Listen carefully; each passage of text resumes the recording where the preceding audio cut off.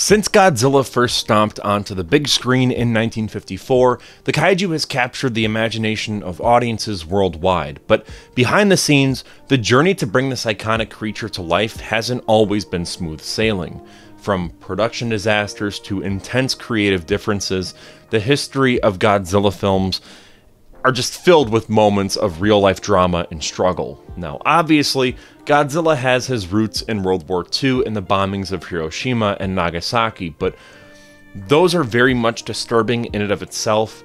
However, this video is more or less centered around what happened behind the scenes while making the films. I just wanted to acknowledge that historical fact before getting into this because I'm sure someone's going to comment about it. We'll be diving into some of the most challenging and little-known stories from the making of these films. So, let's get right into it. These are the darkest moments in Godzilla history.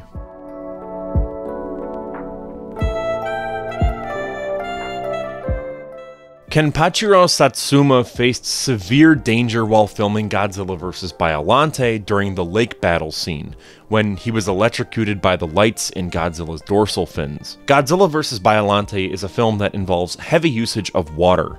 Every time the dorsal spines on the Godzilla suit would light up, Satsuma would experience a subtle zap of electricity. And of course, water and electricity don't exactly mesh well together, so there were several instances where he was nearly killed as a result of the suit's faulty electronics and the exposure to water. Water in general has always posed a very significant hazard for suit actors in the Godzilla series. Godzilla Raids Again, for example, the actor playing Anguirus nearly drowned after falling into Osaka Bay. The suits, weighing up to 280 pounds, offer little ventilation and limited visibility through small holes in the neck area. Actors often have to signal distress by fainting or stopping, as communication is nearly impossible. Both Haru Nakajima and Katsumi Tezuka famously would faint constantly on the set of Godzilla 1954 while making the movie, because the Godzilla suit was just so treacherous to wear. While filming that movie, an electrical cable fell into the studio pool, posing a fatal threat to Katsumi Tezuka, who was wearing the suit at the time. Going in a more modern direction,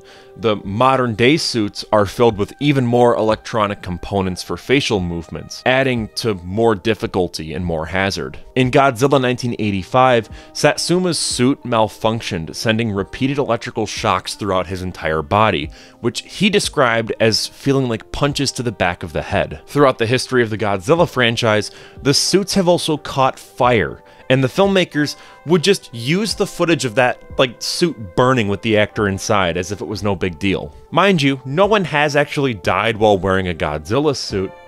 It's still terrifying. I can't imagine how scary it must be being in this 280-pound suit with tunnel vision, and then suddenly you're just on fire. All that's happening while cameras are just rolling on you. This occurred while filming scenes for Mothra vs. Godzilla, Godzilla vs. Megalon, and Terror of Mechagodzilla. Despite technological advancements, the dangers are still ever so present. Now, while a lot of these are from the 60s and 70s, the most terrifying footage is of actor Tsutomu Kitagawa, where he caught fire while filming Godzilla vs. Megaguirus. It's such a horrific situation, all things considered, and it feels wrong to even see this. Yes, he lived, he was fine, he wasn't even all that injured. These actors have gone through hell and back just to make these movies for us, and they deserve way more respect than they get.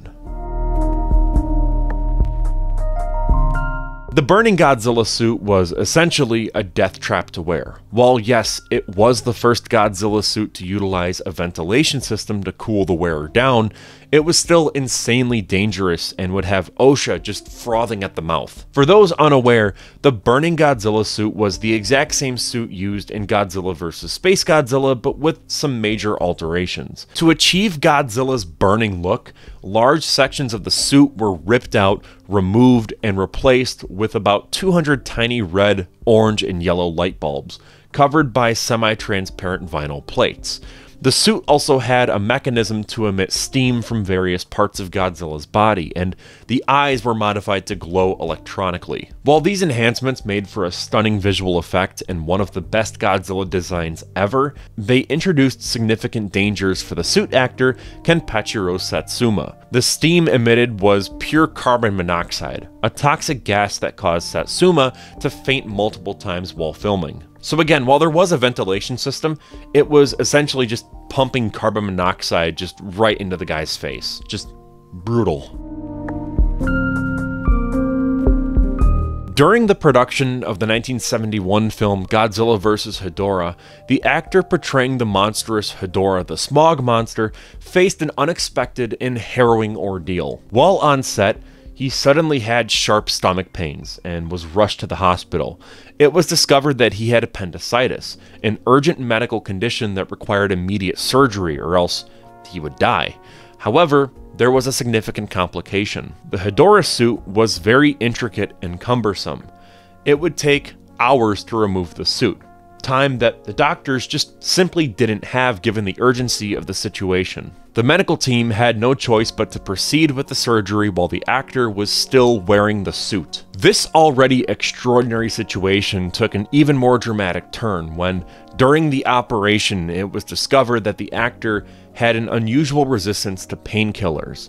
Despite the administration of anesthetics, he could still feel all of the pain of having his stomach being worked on. The wildest part is, the actor was Kenpachiro Satsuma, who, if you remember, was the same guy that was electrocuted while playing Godzilla in Godzilla vs. Biollante, and was also suffocated to the point of fainting as a result of exposure to carbon monoxide while filming Godzilla vs. Destoroyah. Like, genuinely, this guy deserves a Purple Heart. It's insane. I can't imagine it. Now, regarding the Hedorah story, some people like to treat it as a tall tale, but according to Satsuma himself, it very much happened. And I'm gonna just kind of go with it because I kind of trust the dude that's been electrocuted and suffocated and literally had his appendix worked on while wearing a suit. So, you know what? I trust you, bud. Now, we're gonna move on from all the Kenpachiro Satsuma horror stories because, oh lord.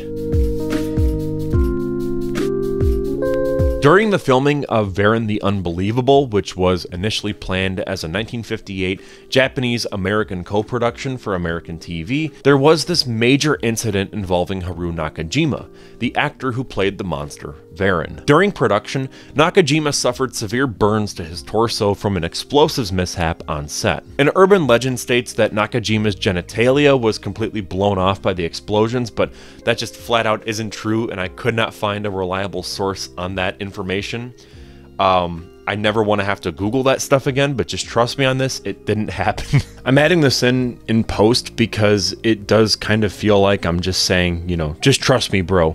So, to further expand upon whether or not his genitalia was blown off by explosives, which is a sentence I never thought I would ever have to say on this channel, I found this interview from 1995 with Haru Nakajima. It was by David Milner and Guy Tucker, and this is what is mentioned. David Milner asks, "Were you ever injured while playing a giant monster?" And Nakajima responded by saying, "Only once. My stomach was very badly burned when we filmed the shot of a truck exploding underneath Varan." They don't really expand upon it, but I feel like he would have mentioned, you know, his genitals getting blown off. So, no, it was just his stomach. It wasn't anything else. This has been an urban legend that's kind of gone on for a while, so I just wanted to kind of clear that up here.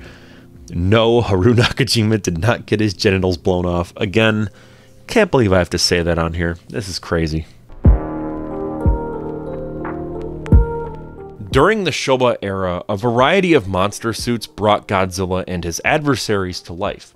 Unfortunately, none of these original suits have survived the passage of time, except for Mechagodzilla 2 from Terror of Mechagodzilla. The studio behind this, Toho, didn't consider preserving these iconic costumes to be, you know, important. To them, they were just costumes, so they let them decay on a backlot, never intended to be archived. And, you know, while you could be very upset by this, you know, the fact that these belong in a museum, the reality is these suits endured significant abuse during movie shoots, making their preservation pretty much impossible. They were crafted from materials like latex and foam rubber. The suits themselves were designed for short-term use, meant to only last through a single film's production. That's why the Godzilla suit that was used from 68 to 72 looks really good in Destroy All Monsters and really bad in Godzilla vs. Gigan. Over time, these materials inevitably degrade, especially when exposed to sweat and other elements. The YouTube channel Red Letter Media posted a video last year where they try their best to preserve a screen-used prop from the film Gremlins 2.